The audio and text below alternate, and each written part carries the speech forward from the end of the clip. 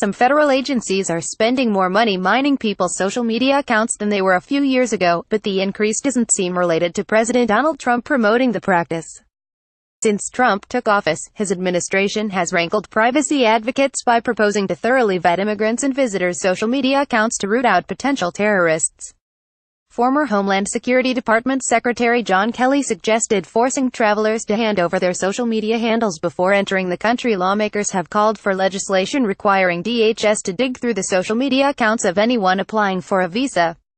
In fact, DHS has been increasing its social media spending over the past few years, according to government contract research firm Interkin, which estimated that DHS awards and grants mentioning social media analysis reached about $750,000 in fiscal 2017, compared to about $100,000 in 2014.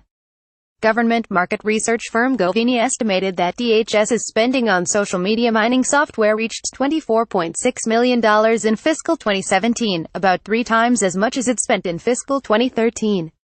Companies winning those DHS contracts include Data Mining International, Penlink, and Akira Technologies. Since the federal government has long been investigating individual social media accounts, and despite the increased hype surrounding the practice, it's business as usual for one tech contractor selling instances of a deep web search engine to federal agencies. Arlington-based Giant Oak sells Giant Oak Search Technology, or GOST. The technology sweeps open-source repositories, including public social media posts, for information about individuals who are likely to traffic drugs, launder money, violate visas, and commit other crimes.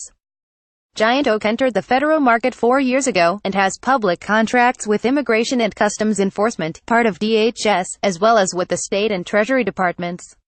Social media platforms have always been part of GOST's search, but federal customers aren't asking the company to devote more attention to social media postings under the Trump administration, Chief Executive Officer Gary Schiffman told NextGov. In his view, the demand and interest in social media hasn't changed. It's this understanding that you can exploit the internet, the open-source intelligence, much more quickly and cheaply than we previously knew. Schiffman emphasized that Giant Oak does not take on fake personas or evade users' privacy protections in its search, but can use various information sources to triangulate the identity of a person of interest. If a known bank robber has a Facebook profile, almost never do they post on their Facebook profile that they robbed a bank, but they might have a picture of them standing in front of a new car, he explained. Through other data sources we might discover that this person also robbed a bank.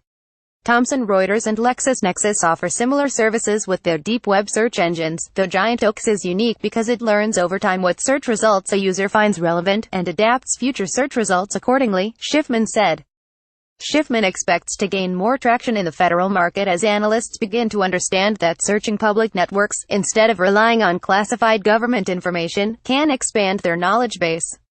The intelligence community has to accept the fact that there's so much more information available now than maybe 5-10 years ago, he said. And while those analysts' classified information sources will never go away, that becomes a smaller piece of the pie every year because the pie is growing.